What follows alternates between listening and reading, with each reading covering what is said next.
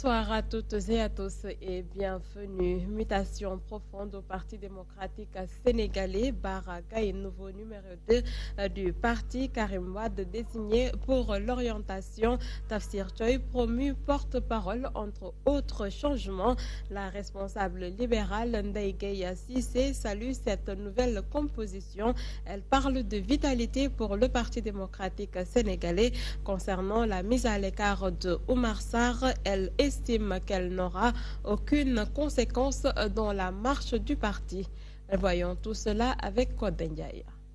Le Parti démocratique sénégalais fait sa recomposition avec la mise en place d'un nouveau bureau, une décision du pape d'Issopi que salue la responsable libérale Ndeye Gueye Cissé. Pour elle, cela prouve la vitalité du parti. Le Parti démocratique sénégalais est dynamique.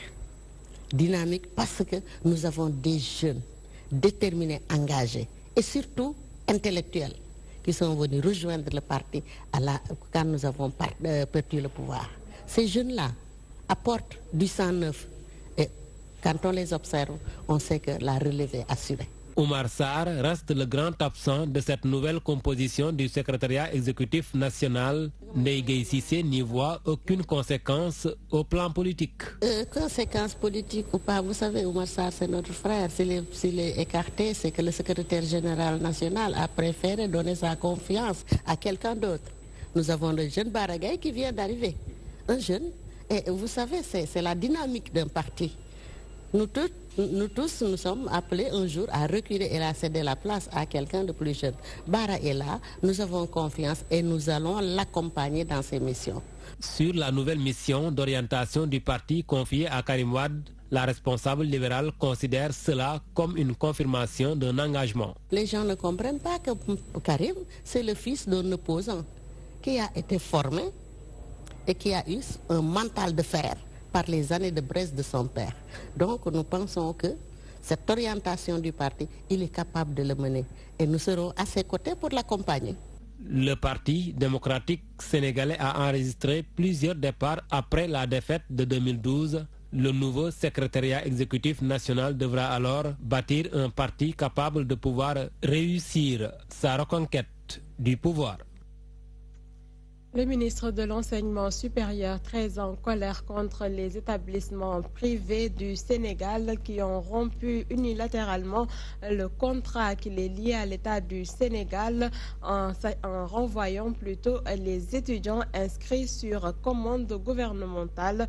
Selon Cheikh Omar Anne, l'État du Sénégal n'a jamais cessé de respecter ses engagements. Il dénonce l'attitude irresponsable des universités privées qui ont déchiré et jeter à la poubelle le contrat sur la seule base d'un manque de confiance, suivant les explications du ministre de l'Enseignement supérieur, Cheikh Omar Anne, avec Kambidjaï. Le gouvernement va payer 12 milliards. Sur ces 12 milliards, une bonne partie, c'est des arriérés des années précédentes. Et le gouvernement s'était engagé à payer pour le premier semestre de l'année 2019 8 milliards. Nous avons engagé 7 milliards 800.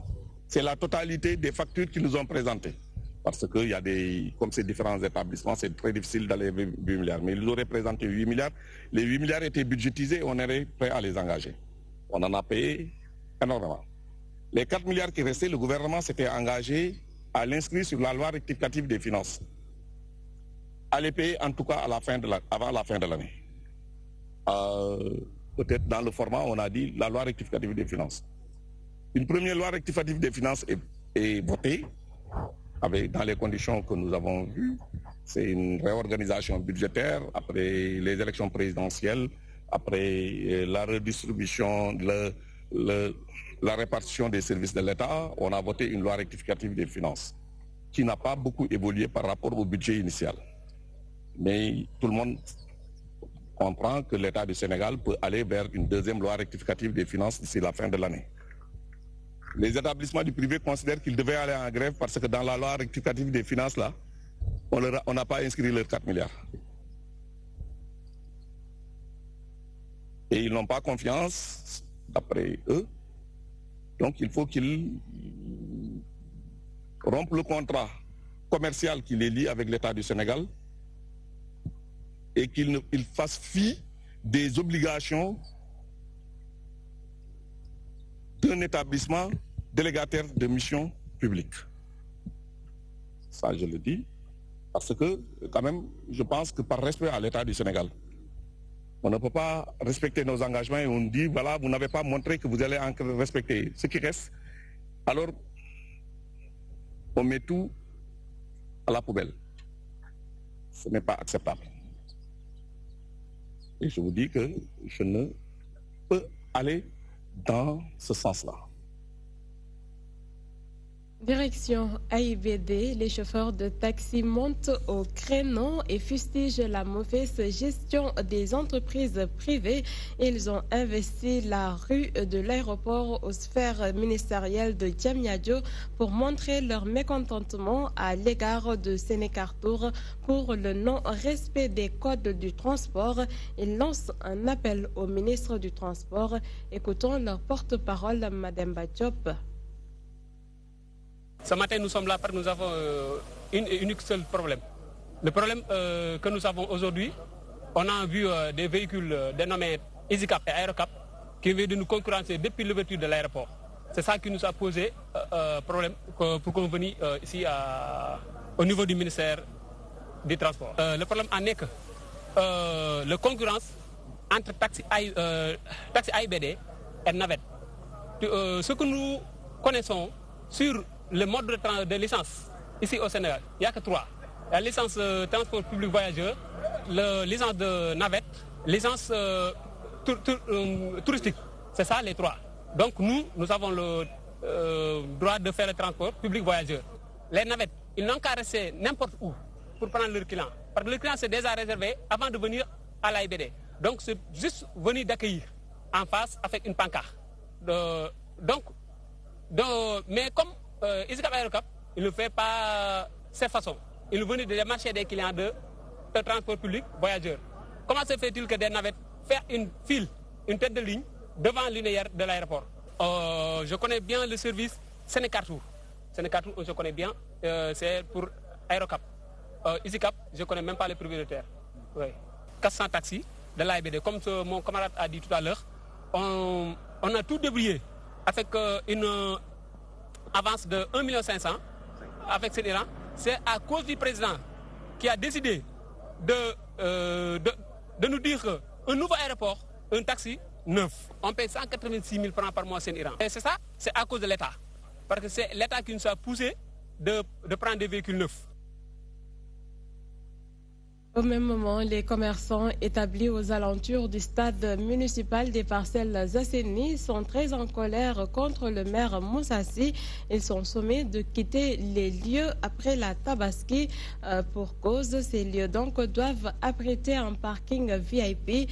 Désemparés, ils plaident pour un dialogue afin de trouver des solutions idoines. Plus de détails dans ce compte rendu de Sarata Silvissao.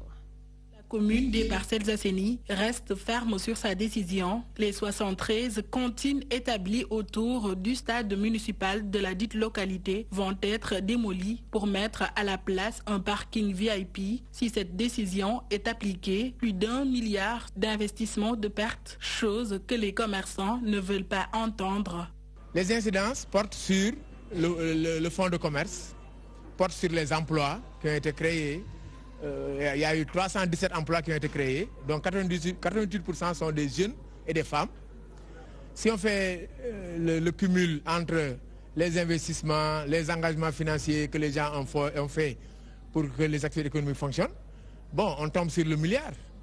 Maintenant, s'il faut dégager 1 milliard pour mettre des parkings, ces commerçants appellent Moussassi à plus de retenue et pensent que ce parking peut même être construit dans l'enceinte de la mairie afin de les épargner d'un déguerpissement. Il y a un mur mitoyen qui sépare la mairie du stade qui pourrait être repoussé ou bien que le parking soit transféré au niveau de la mairie même. Donc de ce point de vue, je pense que quand même c'est une aberration de vouloir déguerpir des gens qui gagnent honnêtement leur vie, parce qu'il faut qu'ils sachent raison garder. Il crie au scandale et appelle à la concertation. Le premier adjoint au maire présent à cette conférence de presse assure et compte les réunir. Il y a beaucoup d'espace dans les parcelles qui peuvent reprendre peut-être les cantines. C'est des impenses conséquents. C'est aussi en fait un dialogue qui puisse nous permettre de trouver des solutions. Donc il faut que vraiment yéen seen wàllu bopp comme maire ngeen toog ngeen waxtaan consensus dafa mu am su nekkee da ngeen war a jóg mais même ci loolu sax dafa am nu mu war a doxee ñu lépp dañ koy war a jiital ci waxtaan. Ces commerçants versent environ 4 200 000 francs CFA par année à la mairie. 350 commerçants vont ainsi perdre leur travail si cette décision s'applique. Ils ne savent plus à quel sein se vouer et appellent ainsi le président Sall à réagir. Parlons justice à présent. Les détenus qui adressent des correspondances encourent 1 à 6 mois de prison en dehors de leur peine. Selon des chroniqueurs judiciaires, c'est un délit d'écrire ou de publier une correspondance depuis sa cellule. Il confie que ces lettres doivent être adressées exclusivement au directeur d'une prison, au procureur de la République ou encore au ministre de la Justice, nous dit Maïmouna Niane qui les a rencontrés. De plus en plus de personnes en détention adressent des correspondances et pourtant c'est un délit. L'auteur de la lettre peut être poursuivi. D'après ce qu'ils ont fait, c'est que c'est illégal. Ce n'est pas permis par la loi que le détenu puisse se communiquer comme il veut avec le public. Et puis on peut prendre le cas de Maître Diallo qui a eu des problèmes lors de l'arrestation de Idriss Seck, puisqu'il a été accusé de faire sortir des courriers. C'est la communication d'un détenu avec le public est encadrée par la loi. C'est pas du tout légal. Au-delà même des détenus, leurs avocats peuvent être aussi poursuivis pour complicité. Et menée.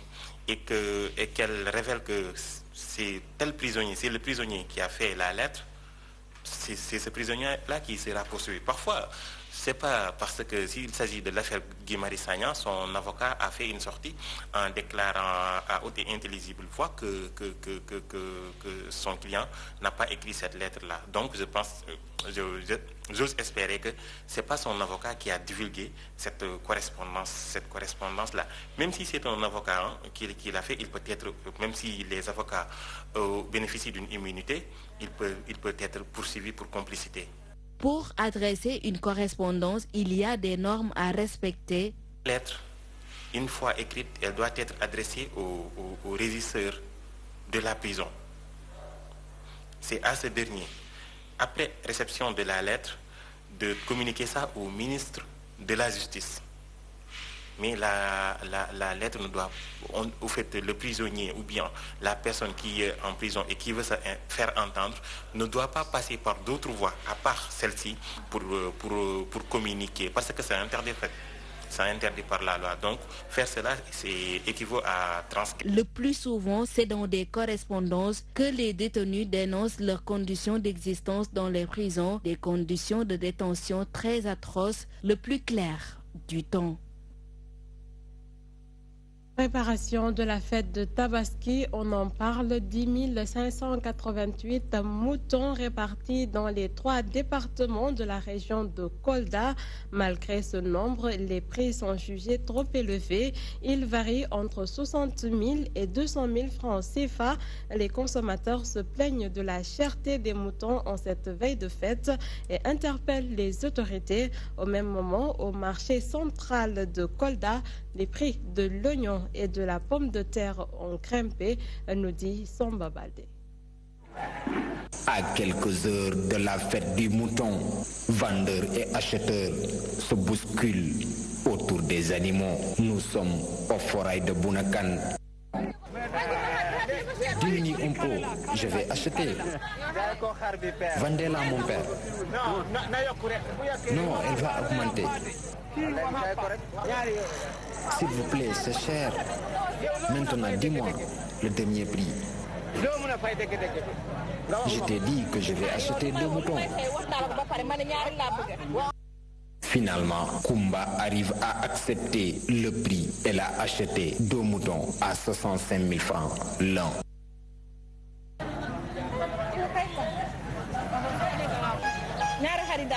Les 2 moutons, je les ai achetés à 130 000 francs. C'est cher, mais je n'ai pas le choix. C'est pour la fête. Prix parfois jugé élevé, c'est du moins ce que l'on constate dans les différents points de vente où nous nous sommes rendus. Les prix varient entre 65 000 à 200 000 francs CFA, voire plus. Les prix n'ont pas baissé. Un petit mouton est vendu à 65 000, 70 000 francs. Et si tu as 2 familles, c'est obligatoire. Plus de 3 000 moutons et chèvres sont déjà arrivés au forêt de Bouna. C'est une situation plus ou moins favorable parce que à l'heure actuelle, on a un effectif en mouton de 10 588 qui a été reçu au niveau donc, de la région de Kolda. Et vous le savez, nous suivons aussi bien les points de vente officiels journaliers. Au niveau de ces points de vente officiels journaliers, il y a au niveau des points de vente officiels, il y a aussi bien des points de vente journaliers, mais aussi des points de vente hebdomadaires. Donc, nous suivons les marchés hebdomadaires de Sarayoba, donc de Temento JT, de Mandadouane et de Diaoubé. Maintenant, pour les points de vente journaliers, c'est les points de vente donc, de Bounakan, de Sikelo et de Belinga. À l'heure actuelle, on a reçu 10 588 moutons dans la région de Kolda. À côté de l'approvisionnement de moutons et de chèvres, le prix de l'oignon et de la pomme de terre a grimpé au marché central de Kolda. Les préparatifs vont bon train également à Touba. La particularité cette année, c'est l'application des interdits dans cette cité religieuse, obligeant les belles dames à revoir leur tenue vestimentaire. Du côté des denrées de consommation courante, le marché est bien approvisionné. Plus de détails dans cette correspondance de Eladji Modougay. D'ailleurs, couturiers et salons de beauté de Touba ont fini de s'adapter aux nouvelles instructions du Khalife général des Mourides. digal li moom dañ cee sant yàlla bu baax a baax sant nañ ci yàlla bu baax a baax ndax yombalal nañu liggéey bi ndax nit ñi ci bari tamit événement dañ lay sonal ci ay fente ak yére yu sexe yi mais ak ndigal li daal bi mu ñëwee wax dëgg yàlla am jigéen ñi respecté nañ ko trop. À défaut de mèches et autres greffages pour dames, les voiles sont très prisés pour cette Tabaski 2019.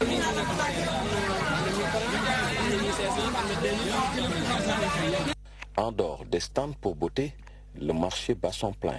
Difficile de se frayer un passage pour se ravitailler en denrées de consommation courante, malgré les risques de pénurie en pommes de terre qui se raréfient petit à petit à quelques jours de la fête du sacrifice. Tout le temps, man nañ ne faute bi ci état lay nekk ndax dafay favoriser baykat bi ba li nga xamante ni xoolu askan wi li baax ci ñoom ndax tey ñun askan bi nga xam ñooy consommer soble bi ñun xam na ni lii mënuñoo yor mais bu baykat bi moom intérêt lay xool parce que daf ni état bi ñun lii mën nañoo yor ba def sàngam mu may leen loolu moom bu duggee ci terrain bi xool xam ne lii mënuñoo yor dafa war a ma bàyyi importé bi mu dugg.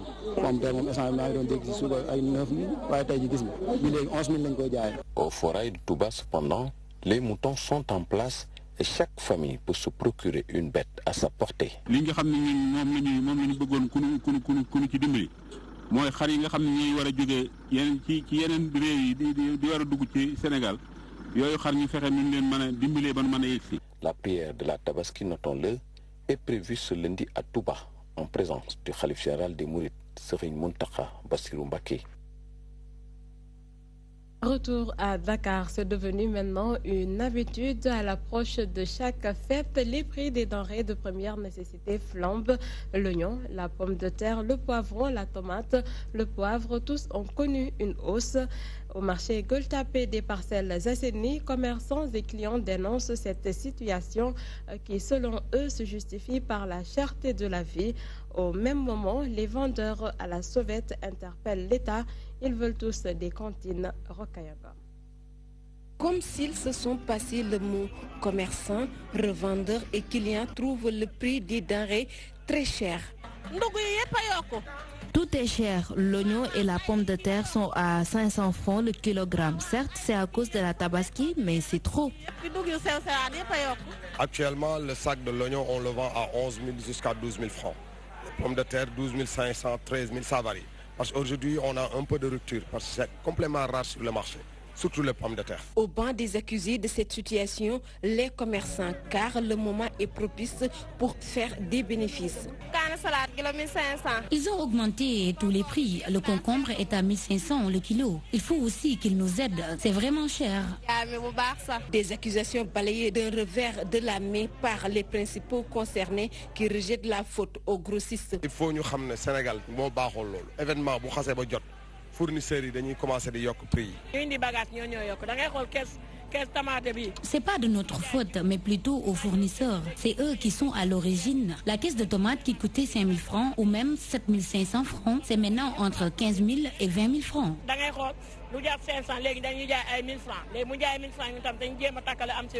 Aujourd'hui, les problèmes sont innombrables au marché de la Gueule Tapée et à cause des déguerpissements.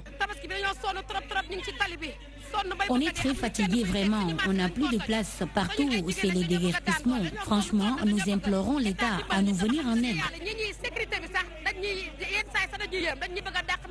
Au marché, le prix des denrées a largement dépassé le barème habituel. À quelques heures de la fête de Tabaski, les clients crient leur désarroi. Reportage de Rokayangom et je vous l'évoquais en titre, c'est la grande affluence au niveau des banques en cette veille de fête. Difficile de faire un retrait rapidement à cause des longues files d'attente.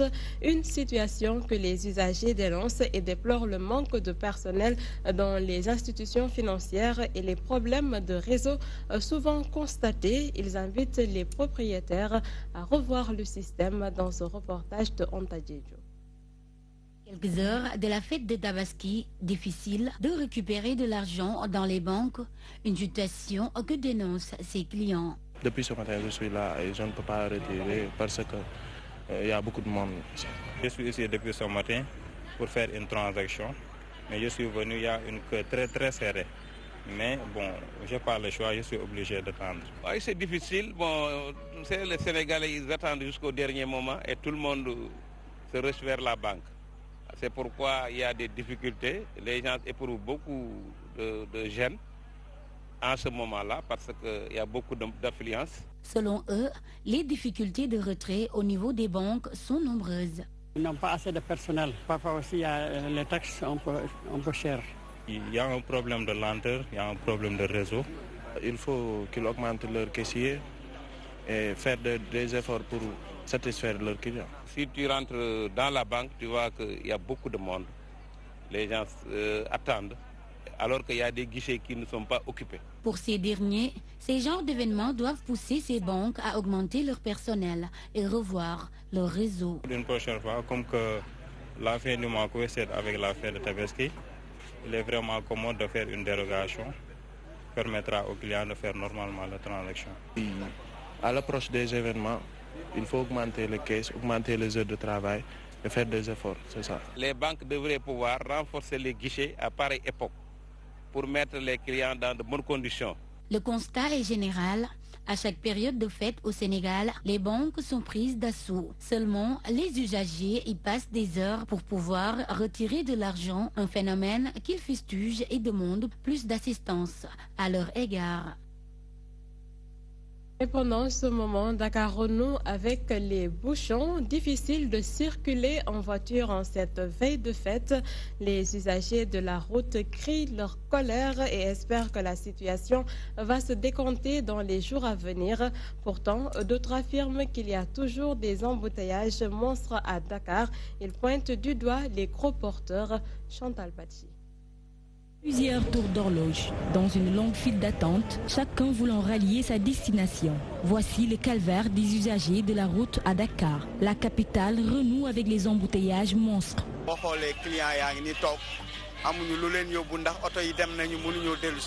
Les embouteillages, vraiment, c'est quelque chose qui nous pose énormément de problèmes. En ce sens, disons, on peut rester des fois plus de 40 minutes. on est au garage et on n'arrive même pas à sortir. Si certains soutiennent que c'est à cause de la veille de fête, pour d'autres, les routes de Dakar ne désemplissent jamais.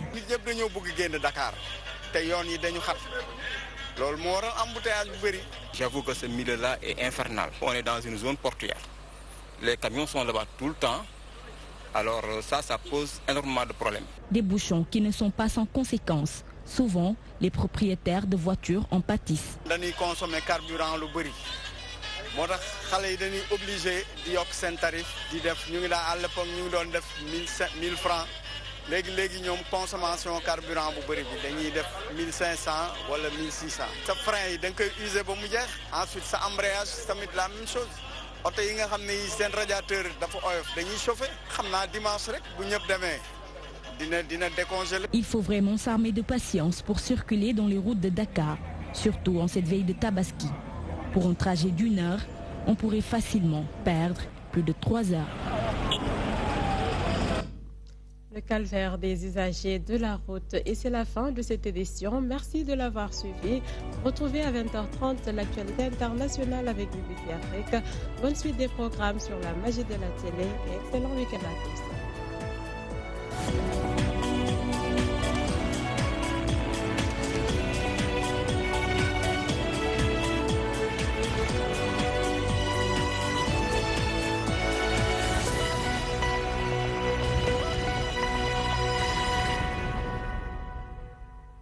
Savoir gérer son argent, travailler, faire des économies et bien dépenser.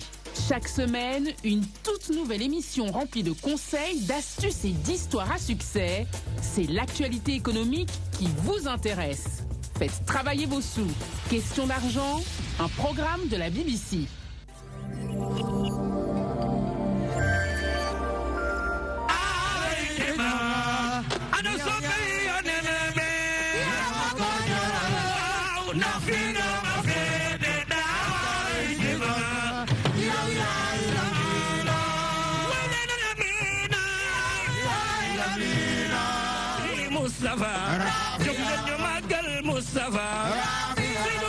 محمد يا سيدنا محمد يا سيدنا محمد يا سيدنا محمد يا أدرامي جسد بوي مامم شيخ سيد الخير جسد بوي مامم أمو عيدرا أمو عيدرا أمو عيدرا أمو عيدرا جسد بوي مامم عدو عيدرا